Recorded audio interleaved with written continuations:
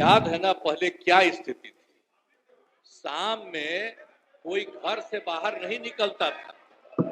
मत करिए, नहीं, शांति बनाए रखिए, शांति बनाए रखिए। अरे सब बच्चे हो, क्या पता है आप लोगों का? कुछ पता है? जरा प्रेस वाले से पूछ लो। शाम के बाद में आई बच्चा है, इसका क्या जन्म हुआ था? इसलिए चुपचाप रहो। बैठिए, बैठिए। अगर बोलते रहोगे हम ध्यान नहीं देंगे। आप सुनते हो हिंदू मुस्लिम का झगड़ा कितना होता था।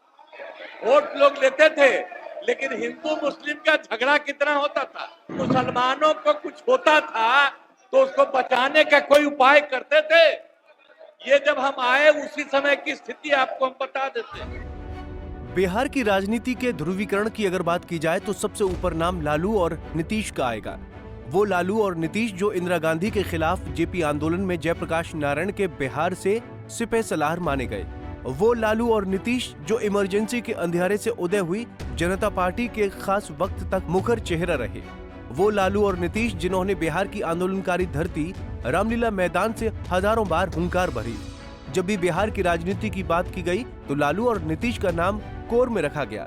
यकीनन लालू और नीतीश ने बिहार की राजनीति को नई धार, कोर, नई दिशा दी। फर्क बस आज इतना है कि बुजुर्ग हुए आरजेडी चीफ लालू प्रसाद यादव अपनी कमजोर होती तबीयत का हवाला देकर घर में विश्राम कर रहे हैं, जबकि जेडीयू के संस्थापक नीतीश कुमार अभी भी बिहार में एनडीए की छत्रछाया में मुख्यमंत्री की कुर्सी पर काबिज है और नए नवेले राजनीतिक लीडर्स को पुराना वक्त याद दिला रहे हैं। और ये नए नवेले लीडर्स कोई और नहीं बल्कि बिहार विपक्ष के मेन भूमिका में बैठी लालू प्रसाद यादव की आरजेडी के लीडर्स हैं। ये नए नवेले लीडर्स कोई और नहीं बल्कि बिहार विधानसभा में विपक्ष के नेता लालू के लाल तेजस्वी यादव हैं। कि जब हम लोग आए थे उस समय की स्थिति क्या थी? याद है ना पहले क्या स्थिति थी। शाम में कोई घर से बाहर नहीं निकलता था। मत करिए, नहीं, शांति बनाए रखिए, शांति बनाए रखिए। अरे सब बच्चे हो, क्या पता है आप लोगों का? कुछ पता है? जरा प्रेस वाले से पूछ लो। शाम के बाद में आई बच्चा है, इसका क्या जन्म हुआ था? कुछ है? इसलिए चुपचाप रहो। बैठिए। अगर बोलते रहोगे हम ध्यान नहीं देंगे। आप सुनते हो शाम के समय जब तक था 25 तक, तब तक शाम के बाद कोई घर से नहीं निकलता था। और आज का क्या हालचाल है और उस समय की क्या स्थिति थी? कहीं आने जाने का रास्ता नहीं था। हम भी केंद्र में मंत्री थे, हम भी एमपी थे। नेता बोल रहा है, शांतिपूर्वक इलाके में जाते थे तो हमको पैदल ही जाकर के सब जगह जाना पड़ता था।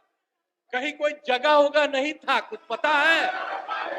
यही तो बता रहे हैं। नीतीश कुमार यहीं पर नहीं रुके। आगे उन्होंने बिहार में अतीत में हुए हिंदू मुसलमान के झगड़ों का भी जिक्र किया और ये समझाने की कोशिश की कि कैसे पहले के वक्त में हिंदू और मुसलमानों का झगड़ा हुआ करता था और जब से हम लोग सरकार में आए हैं तब से हमने इन झगड़ों पर अंकुश लगाने का काम किया है।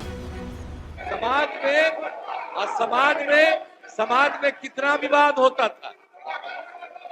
समाज में कितना विवाद होता था उस समय, बुरा हाल था। और हिंदू मुस्लिम का झगड़ा कितना होता था। वोट लोग लेते थे, लेकिन हिंदू मुस्लिम का झगड़ा कितना होता था। और मुसलमानों को कुछ होता था तो उसको बचाने का कोई उपाय करते थे। ये जब हम आए उसी समय की स्थिति आपको हम बता देते हैं और उसके बाद हम लोगों ने सब काम किया, हम आगे बता देंगे। सीएम नीतीश कुमार ने आगे बिहार की शिक्षा पर भी खुलकर बात की और ये बताने की कोशिश की कि कैसे बीते वक्त से और आज के वक्त में शिक्षा में बदलाव आया है।